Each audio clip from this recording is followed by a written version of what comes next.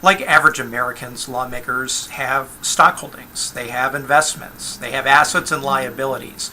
But what average Americans don't have to do, that lawmakers do have to do, is report those assets and liabilities to the federal government every year in a mandatory form that they send to the federal government.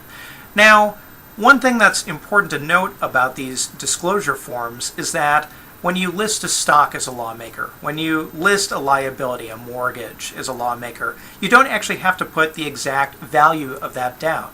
So, for example, you have a stock that's worth, say, $20,000. Instead of writing $20,000, you're going to put it in a broad range between about $15,000 and $50,000.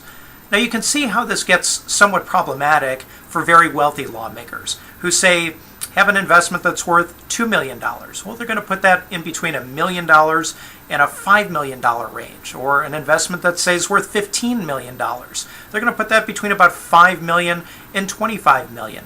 So with very wealthy lawmakers, you get these very, very broad ranges as to what their potential maximum worth could actually be. So here at OpenSecrets.org, what we do is we calculate three values. We calculate a minimum potential value, a maximum potential value, and then an average of those two extremes to try to figure out exactly where a representative or a senator might be relative to all of the others, even if we can't get an exact lock on what their value is. So these reports will be, again, filed in May of this year. But the problem with them, too, is that it's a moving target. This is information that is going to be current through only December 31st of last year. But it is important information for two reasons. Number one, you can figure out exactly how much your lawmaker is generally worth.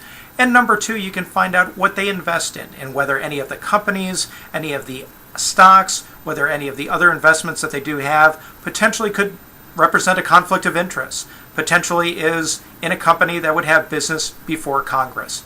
And we encourage you to go to OpenSecrets.org now and then again in May to look up this information for your lawmaker.